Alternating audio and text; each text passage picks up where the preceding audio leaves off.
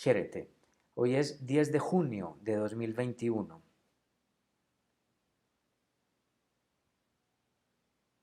Hay dos maneras posibles entre las casi infinitas maneras posibles de decir algo o de situarse ante algo. Hay pues dos maneras posibles que quisiera exhibir o exponer el día de hoy con respecto al deber ser o la esperanza. Por un lado, uno pudiera decir que toda esperanza es inhumana. Ya explicaré. Y por el otro, también podría decirse que justamente la esperanza es lo más humano posible o lo intrínsecamente humano dentro de las particularidades o dentro de las peculiaridades de lo que lo humano es e implica. Aunque en su enunciación pareciesen antitéticas, realmente no lo son.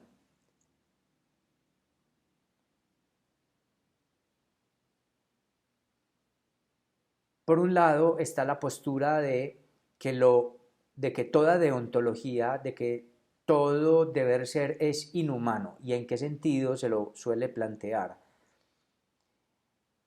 Toda esperanza incluye una suerte de no ser atada o atado al debería ser.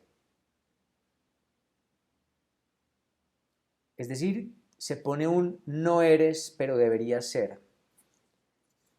Con con esto se educa, con esto se hacen instituciones, con esto desde luego se esperanza en cualquier asunto, en otros mundos, en otros mundos ultraterrenos, en otros mundos posibles dentro de lo vivible, etc.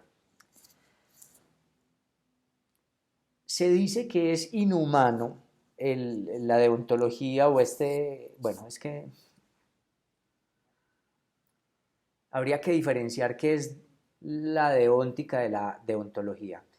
El deon en griego significa deber ser o es propio que algo sea, deon, mientras que lo que es se llama on. Entonces, deontólogo significaría hablo, verso, pienso, especulo, estudio acerca de lo que considero que debería ser. Toda moral, todo tratado, toda institucionalización de algún modo es deontológica, ¿no es cierto? Eh, la deóntica es lo que realmente cada quien supone que las cosas deberían ser, mientras que la deontología son, digamos, ya los estudios o los tratados que alguien trata de sistematizar o de exhibir más o menos organizadamente. No quiero pues como ahora desviarme hacia ese punto, solamente quiero decir que se suele decir que toda deontología o que toda deóntica es inhumana porque introduce un no a lo que ya es. Es en este sentido, por ejemplo, que Nietzsche ataca las esperanzas en un mundo ulterior, en el caso suyo, digamos, creo que era pues de la religión, del cristianismo, por cuanto le daba un no a la vida, a lo que ya era posible de ser, para pensar, digamos, en un mundo posterior a la vida, ulterior, ultraterreno, etc. Pero la deontología o la esperanza no se reducen solamente a la vida como para plantear algo ultraterreno, sino que justamente, por ejemplo, lo que plantea Freud en El malestar en la cultura, es que estructuralmente ese no como límite a los deseos, como límite a la esperanza, es intrínseco a la humanidad o a la condición humana, pero a su vez es correlativo al deseo. Es justamente ese no el que permite, que desde luego causará malestar, que en otras obras llama principio de realidad, es lo que causa o lo que permite o lo que propulsa la aparición del deseo. Como fuere, para muchos el deber ser o el no o la esperanza es inhumana por cuanto traslada a otro lugar la posibilidad de felicidad, de proyecto acabado, como fuere. Entonces se habla de que este deber ser es inhumano por cuanto siempre se sostiene sobre un no a lo que ya es. La esperanza, así entendida, sería una especie de torpeza, una especie de obstáculo, una suerte de malestar que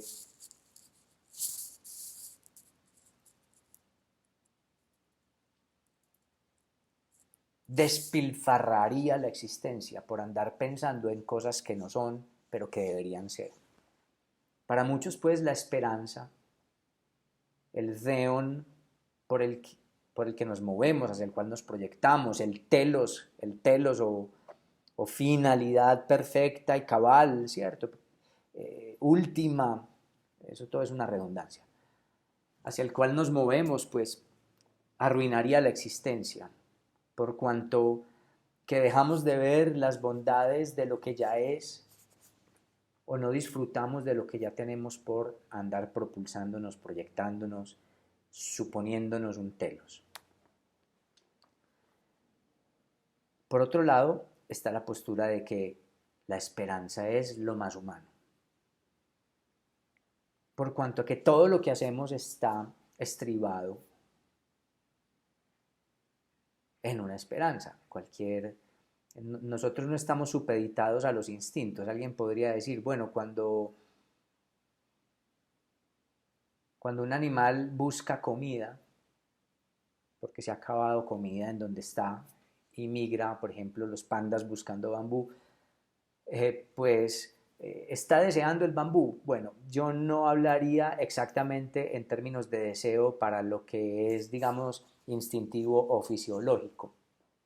Aunque uno en la humanidad dice deseo o tengo antojo de tal cosa, pero bueno, creo que no lo igualaría. Quisiera más bien decir que para lo humano, los humanos no supeditamos los anhelos a lo fisiológico y no sé si lo instintivo pudiera necesariamente llamarse anhelos o deseos. Yo creo que no. Pero bueno, eso sería otro tema. Algunos plantean pues que lo humano no puede más que ser esperanzado porque está atravesado por la intención y por el sentido, y el sentido siempre es un anclaje entre el pasado, presente y el futuro. Pensamos desde lo que hemos recibido del pasado, hablamos desde lo que hemos recibido, pero todo hablar es también un proyectarse, es una proposición de mundo y una posibilidad de hacer mundo. Y en el mismo acto de hablar y de pensar ya se está haciendo ese mundo que se proyecta. Entonces no es que solamente el hablar sea una proyección de algo que no es, sino que al hacer un proyecto, quiero sentarme esta tarde a pintar, ya pensarlo y ya ponerlo en dicho, ya es estar iniciando el acto. Es pura pragmática, la pragmática pues del lenguaje. Para nosotros hablar no es solamente proyectar, sino que además hablar es ya una ejecución, una posibilidad. Así pues, que para nosotros es imposible, por la estructura de lo que el lenguaje es y en donde nos arroja, eh, es imposible dejar de esperanzarnos, porque el lenguaje, la palabra, al menos la palabra, las posibilidades de palabra son siempre esperanzadoras o esperanzadas. ¿Esperanzadas en qué? Al menos en que lo que se dice tiene un sentido, lo que se dice posee una verdad y que lo que se dice es posible de ser logrado como realización personal y acaso colectiva, si los demás considerasen que lo que se dice por parte de alguien es emulable, o ejecutable, o seguible, o amable.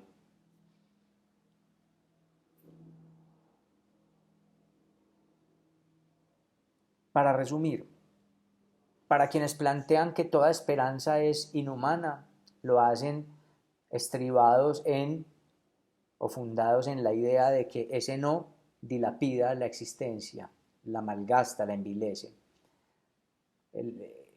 Porque la esperanza propone un más allá, un allende.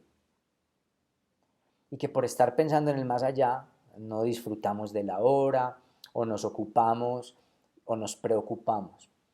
Por otro lado están las posturas, digamos, pragmáticas, que dicen que no hay manera de que el ser humano deje de estar esperanzado, porque el lenguaje es un anclaje entre el pasado, presente y futuro, que en sí mismo, al ser posibilidad de recepción, al ser posibilidad de enunciación, es a su vez posibilidad de acto y proyección. Y en ese sentido sería lo más humano, porque el humano no puede escapar del lenguaje, no puede escapar de sus consecuencias. ¿Y cuáles son las consecuencias de ese lenguaje? Insisto,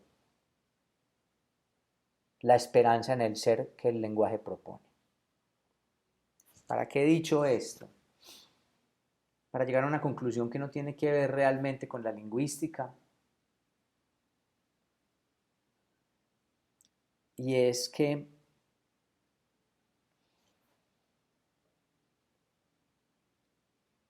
consiento con aquellos que dicen que no hay posibilidad humana que no sea esperanzada por estructura. Es decir, estoy del lado de los pragmatistas o de los pragmáticos del lenguaje. Y también concuerdo con que hay una manera particular de elegir las esperanzas que nos hacen sufrir. Es decir, que también considero que hay una especie de inhumanidad. Pero a ver, ¿inhumanidad en qué sentido? Si justamente esa esperanza es posible nada más por lo humano. ¿En qué sentido hablan de inhumanidad o de inhumana la esperanza los que objetan la esperanza? Pues porque ellos mismos cuando hablan están situados en una esperanza. ¿Cuál es esa esperanza? La de que hay un modo correcto de vivir y habría entonces modos que dilapidarían la existencia o modos que eh, arruinarían la existencia.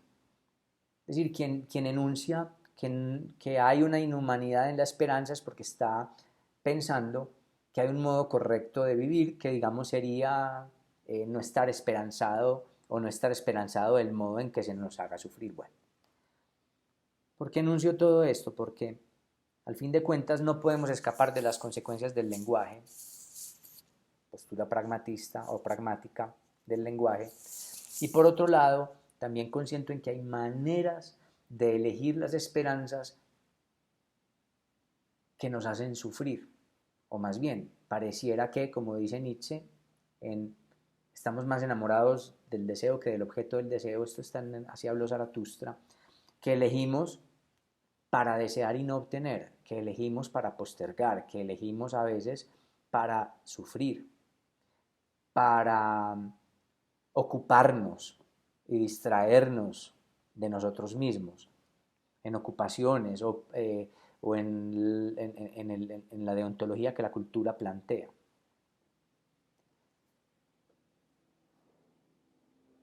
Yo no sé si llamar inhumana a la esperanza. Yo creo que la esperanza, así sea para hacernos sufrir, es un fenómeno netamente humano que yo creo que no se evidencia en los animales, en el resto de los animales y en el resto de lo vivo.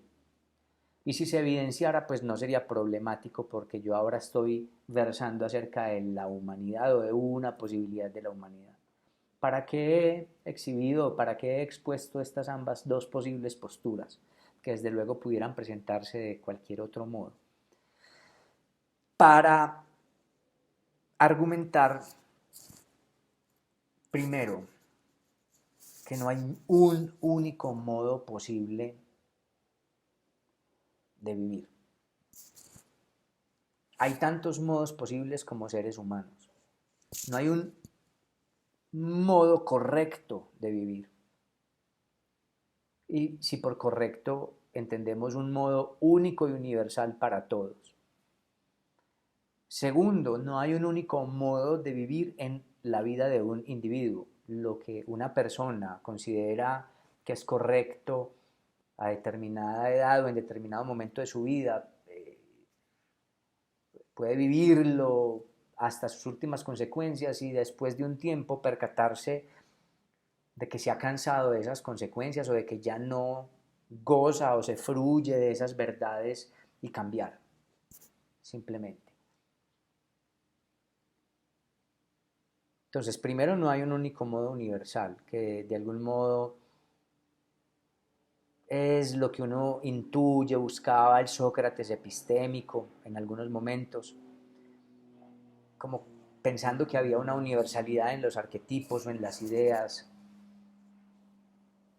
Segundo, no hay una constancia en la vida de un mismo ser humano. El ser humano no hace más que examinar sus elecciones, llevarlas hasta las últimas consecuencias y percatarse de las consecuencias como padecimiento en su propia vida.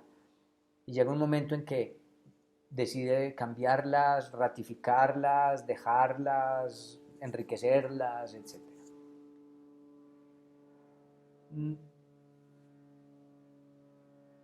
Lo que quiero decir es que no hay modo de dilapidar la existencia. No hay modo de dilapidar la existencia, quiere decir que no hay una deontología única. A ver, nuestra época se construye bajo nuestra época y nuestros evos, nuestra civilización. Yo creo que la de casi toda la humanidad, porque cuando uno revisa Oriente, la China, el Japón, el mundo islámico, pues tienen deontología. Lo que quiero decir es que la cultura de la excelencia puede traer mucho sufrimiento, o de la perfección puede traer mucho sufrimiento, y más cuando, por ejemplo, hemos llegado a una época, ya sí hablo de nuestra época actual, eh, del rendimiento y de la eficiencia. Se los voy a poner de este modo. Hoy hay discursos que dicen que se ha descubierto que uno utiliza, y son mentiras, yo creo que son mentiras, que uno utiliza el 10% del cerebro, como queriendo decir que uno pudiera hacer del cerebro algo más eficiente. Con estos discursos se le habla a la gente de ser multitareas, de ser sensible del lado derecho, del lado izquierdo del cerebro y bla, bla, bla. Bueno, miren, piénsenlo de otro modo. Cuando estamos durmiendo, ¿cuán cuánto de la mano estamos utilizando? Es decir, yo pinto y uno pudiera decir, estoy utilizando mi mano al 100% mientras pinto. Bueno, que es una tontería. Cuando duermo, esa misma mirada de la eficiencia, del rendimiento, de la utilidad, pudiera aseverar, estás inutilizando la mano, estás perdiendo el tiempo, estás malgastando la vida. Y la respuesta es que además la pregunta está mal planteada. Plantear en términos de rendimiento y de porcentaje la existencia es una trampa, un engaño, un timo de los seres humanos. Pero listo, ese es otro tema. ¿Cuánto estoy utilizando mi mano o mi rodilla o mi pie o mi boca cuando estoy durmiendo? Al mismo 100%, si quieren respuestas estúpidas con porcentajes. La mano no está más o menos utilizada cuando dormimos que cuando pintamos, o que cuando estrechamos la mano, o cuando la utilizamos como signos de puntuación y como ayudas de entonación no verbal mientras hablamos, ¿cierto? Todos estos gestos que hacemos como gestualidad. La mano está ahí todo el tiempo para nosotros mientras vivimos. Que a veces la use para pintar, que a veces la use para gestos, y que a veces al dormir esté relajada y estoy descansando la mano y todo el cuerpo, no significa que en unos momentos la use más que en otros, o que en unos momentos dilapide la mano. Esa es la lógica con la que se exponen esos discursos del cerebro y esas cosas. Estás subutilizando tu cerebro. No subutiliza nada. El cerebro está al 100% y la mano está al 100% así esté descansando. No puede hacer otra cosa más que ser mano y ser cerebro y servir para lo que sirven. Entonces lo que quiero decir es que, del mismo modo, habría que pensar la existencia, no se dilapida, no hay un modo correcto o incorrecto de vivir. Incluso el que duerme está viviendo plenamente la vida. Es que la vida es aquello que no podemos eludir mientras hayamos elegido seguir viviendo. La muerte es inevitable para lo vivo y el nacimiento es inevitable para lo vivo por cuanto fuimos arrojados al mundo. Se nos botó a la existencia y mientras en la adultez ya hayamos elegido seguir viviendo, pues la vida es lo inevitable. Entonces incluso aquel que vive sufriendo, aquel que vive renegando, aquel que vive durmiendo, aquel que vive, entre comillas, vagando, está viviendo su vida plenamente. No hay manera de arruinar la vida porque la vida no tiene, no tiene un fin, un más allá.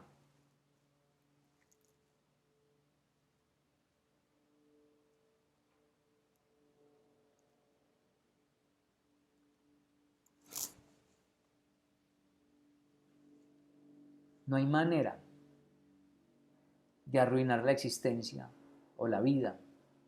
Y la filosofía es muy de plantear que hay modos de arruinar la existencia, lo mismo que la religión.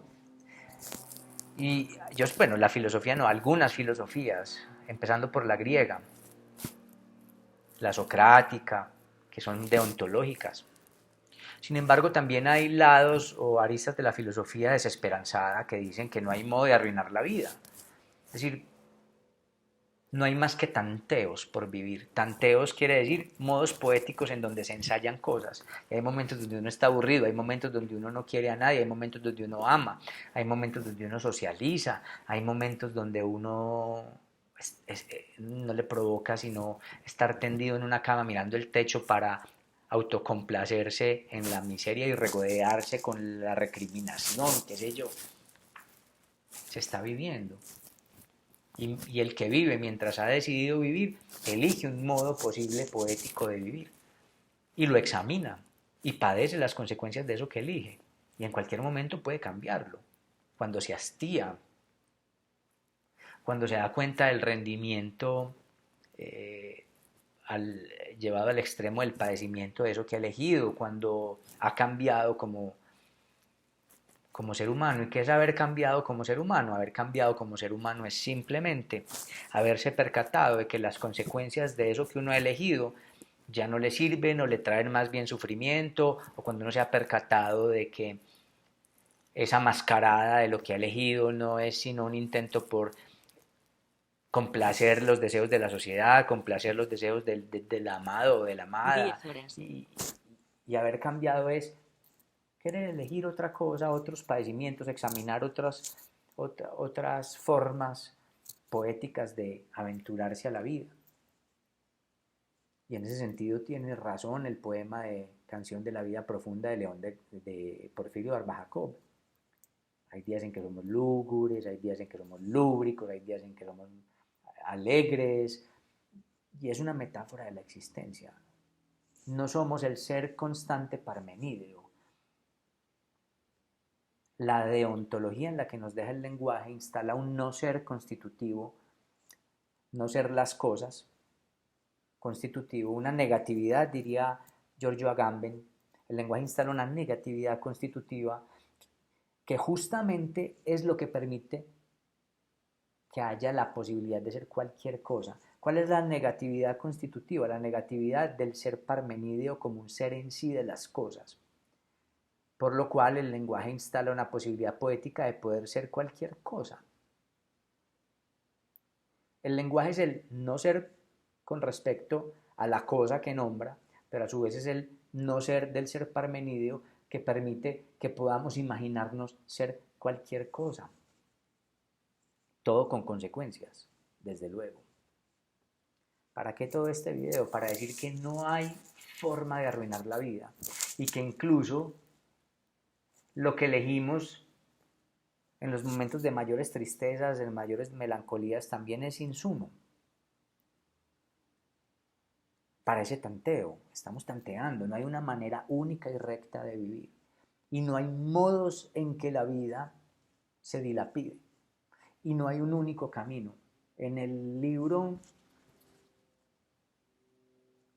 creo que en español es El pobrecito de Asís, de Nikos Kazantzakis, en donde se relata de una manera muy particular, mística, enloquecida, muy propia de Kazantzakis, se relata la vida de Francisco de Asís, muy propia de esa manía kazantzakiana de la que se podría hablar en otros videos, la manía que uno ve en Zorba, la manía que uno ve en Zorba el griego, la manía que uno ve en La última tentación de Cristo, la manía que uno ve en la voz narrativa en todas sus obras. El furor, la euforia dionisíaca, enfrentada, cuestionada por, por el principio de realidad o por el remordimiento. De eso se hablará en otro momento si se da la posibilidad y el deseo. Lo que quiero decir con esto es que en el libro El pobrecito de Asís, Oftojulis Tucebu, que literalmente la traducción sería El pobrecito de Dios, se plantea que no hay un único camino, pues en términos místicos y religiosos, se plantea que no hay un único camino para llegar a la verdad de Dios y que algunos eligen, por ejemplo, el camino de la santidad, el camino de, de qué sé yo, del monacato, de la filantropía, de la solidaridad, de la oración, y otros, creo que en alguna parte del libro se dice algo así, otros eligen el camino del demonio, que no es más que otro camino para llegar a Dios, dice en algún momento algún personaje o el narrador. Eso es muy propio de Kazantzakis, y es muy hermoso. Y creo que está tomado, digamos, de una mentalidad oriental. Para, para, para el mundo oriental no hay, es decir, en esa incluso concepción del yin y el yang, donde un lado no es del todo negro, sino que tiene un puntito blanco, y el otro lado no es del todo blanco, sino que tiene un puntito negro, y a su vez ese lado blanco con puntito negro, y ese lado negro con puntito blanco, se imbrican como un fluido que juega, como los dos peces koi, que nadan uno en torno del otro. Quiere decir que no hay un único camino para hallar nada. Es decir, que cualquier posibilidad poética es siempre un tanteo en donde el ser humano saca algún provecho, saca alguna fruición, y de la cual luego puede arrepentirse, puede cambiar. Es decir, hasta los momentos de mayor abyección, de mayor melancolía, no son momentos de ruindad. Es que yo estuve perdido en las drogas, en el alcohol, o robaba, o bueno, lo que planteaba, por ejemplo, el libro de Los Miserables de Víctor Hugo es que incluso aquel que roba un pan, por lo que sea, por hambre, por injusticia social, o incluso aquel que persigue los grandes ideales de la cultura, como el policía Javert, realmente están tanteando, realmente están buscando. Y cada persona tiene sus posibilidades y sus caminos. Para el que ha decidido seguir viviendo, porque como decía Hesías de Cirene, tanto la vida como la muerte son elegibles y son opciones. Pero para quien ha decidido seguir en la vida, eso implica tantear con las esperanzas intrínsecas de lo que el lenguaje permite. Es decir, significando la existencia de algún modo, buscando un sentido, así sea para decir que no hay tal sentido. Albert Camus dice que en últimas vivir es arrojarse al absurdo de tener que buscarle sentido a lo que no lo tiene. ¿Qué significa buscarle sentido a lo que no lo tiene? Significa que el lenguaje nos deja con la sensación de una insistencia en el sentido, pero, y aquí viene lo interesante, eso no significa que tal sentido sea intrínseco por fuera de lo humano, sino que el sentido es la posibilidad absurda del ser humano de tener que estar empujado por la sensación de sentido. Lo único que yo quiero, digamos, decir después de todo esto,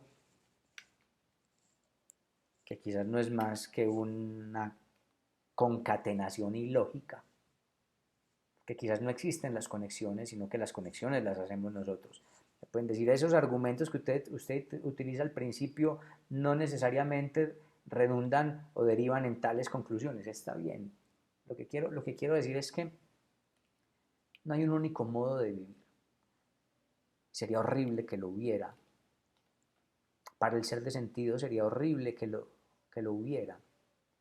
Porque es que vivir en el sentido implica poder vivir, poder tantear, poder buscar. Porque ya estamos desajustados del instinto, ya no hay un único modo de tener que ser, como por ejemplo las abejitas, como por ejemplo las hormiguitas, como por ejemplo otros animales, no sé. Lo que pasa es que a medida que vamos llegando al mundo de los mamíferos, nos vamos dando cuenta de que hay complejidades que nos van acercando a lo simbólico. Pero no me interesan ahora los demás animales, ellos tienen el problema de ser lo que son. Yo estoy tratando de mirar el problema de ser lo que ya somos irremediablemente. ¿Qué es lo que ya somos irremediablemente? Una nada en términos parmenídeos. No hay constancia parmenídea en nosotros. No hay sino insistencia poética de tener que proyectarnos, de tener que ser, de tener que elegir y de tener que recibir inexorablemente las consecuencias de eso que hemos elegido. ¿Cómo las recibimos? Pasibles, consecuencias pasibles, de modo pasiblemente. ¿Cierto? O sea, padecemos las consecuencias de lo que hemos elegido, padeciendo tristezas, alegrías, padeciendo las significaciones de los actos, de lo que hemos elegido ser o de aquello que hemos creído ser. Pero en suma, como podemos ser cualquier cosa, como podemos retractarnos, como podemos encarar el mundo de cualquier otra manera en cualquier momento, y de hecho lo encaramos de distintos modos en distintas situaciones. Vamos a un velorio y encaramos el mundo distinto, vamos a un aula de clase y encaramos el mundo distinto. Entonces tampoco es que seamos lo mismo. Estamos confeccionados o estamos, digamos, supeditados a tener que ser en algunos dispositivos, en algunas instituciones, en algunos contextos, y de ahí asumir una posición significativa de obsecuencia, de oposición a eso. Porque uno puede ir a un entierro a gritar, aunque uno sabe que no se debe gritar allá, pero porque decidió en ese momento oponerse al reglamento del ritual, qué sé yo. Lo que pasa es que hay que asumir las consecuencias de eso que eligió, de ir a gritar a un entierro, que lo saquen, que los adoloridos se enojen y te golpeen o te echen a la brava del velorio, qué sé yo. Entonces, al menos saber que no hay un único modo de vivir y de que quizás la vida no se arruina. Ahora, ¿qué es sentir que la vida se ha arruinado? Que cuando uno cambia de modo de pensar, juzga a posteriori el modo previo y dice, ay, qué tonto que era yo, ahora que pienso distinto, ahora que me he transformado, que me he convertido a esta otra cosa, pues qué tonto fui porque hacía esto o aquello. Pero en el modo en que se hacía esto o aquello, en lo que ahora es un pasado, pues estaba haciendo, como dirían los egesíacos incluso los sirenaicos, se estaba obrando conforme con la verdad de una pasión que se consideraba correcta. O si eso es muy complejo, digámoslo en términos socráticos, udis y cos kakos. Nadie obra mal voluntariamente o nadie obra pensando que hace un mal.